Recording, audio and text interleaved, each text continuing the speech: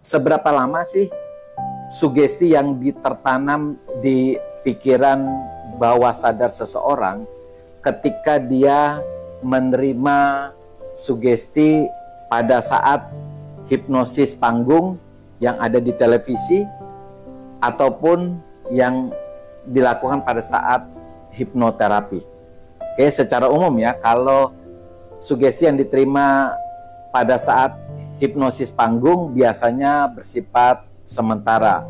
Beberapa menit setelah hipnosis berakhir, biasanya kesadaran pasien kembali pulih seperti semula. Nah, kalau hipnoterapi itu sangat tergantung oleh beberapa hal. Pertama, seringnya sugesti yang diberikan itu atau yang kita sebut repetition ya, pengulangan.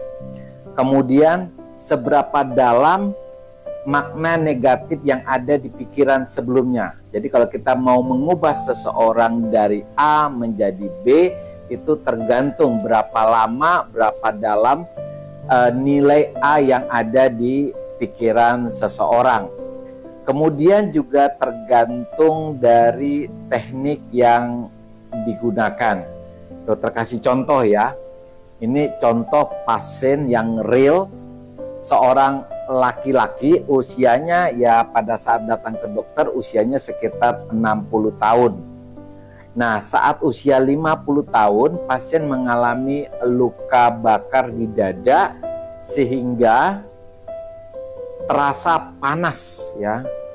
Dan sempat sih dirawat di rumah sakit. Ketika luka bakarnya sudah membaik, anggap aja sudah menyembuh ya, rasa panas dan rasa terbakar di kulit bagian dadanya itu masih terasa sampai sekarang. Nah, mekanismenya seperti ini.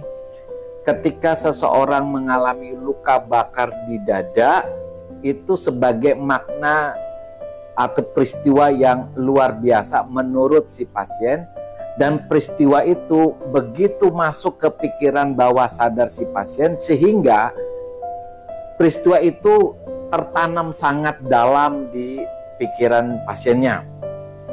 Ketika lukanya sudah sembuh tapi perasaan sensasi daripada rasa panas itu tetap tertanam di pikiran pasien. Makanya pasiennya tetap merasakan ya rasa panas, rasa terbakar walaupun luka yang ada di dadanya sudah membaik. Nah, kalau dokter mau mengubah rasa panasnya itu, dokter mengubah makna yang ada di pikiran bawah sadarnya melalui proses yang disebut dengan hipnoterapi. Di sini maknanya kita ubah ketika pasien dalam keadaan trans ya, dalam keadaan terhipnosis, kita akan mengubah maknanya. Di sini pasiennya akan dokter sugesti dengan kata-kata bahwa kulitnya itu sudah sembuh, sudah sehat. Kemudian karena sudah sembuh, sudah sehat, maka kulitnya terasa nyaman dan enak sekali. Di sini kita tidak mengubah sama sekali daripada peristiwa luka bakarnya. Luka bakar itu tetap ada di pikirannya si pasien. Tapi maknanya kita harus ubah. Maknanya kita ganti adalah walaupun peristiwa itu tetap ada, tapi kulit di dadanya itu sudah membaik. Karena sudah membaik, pasti rasanya sudah nyaman dan enak. Nah, makna inilah yang kita ubah, yang membuat pasiennya ketika dia kembali kepada keadaan semula, rasa dadanya itu kembali rasa sehat, rasa nyaman. Nah, bedanya kalau sugesti yang diterima pada saat hipnosis panggung yang ada di televisi, contohnya ya, namanya orang tersebut kita ganti dengan B ya, B pada namanya A, kita ganti B atau kita ganti dengan dia lupa dengan namanya. Nah, ini akan bersifat sementara karena di pikiran bawah sadarnya itu sejak kecil ya, orang tuanya sudah kasih nama si A.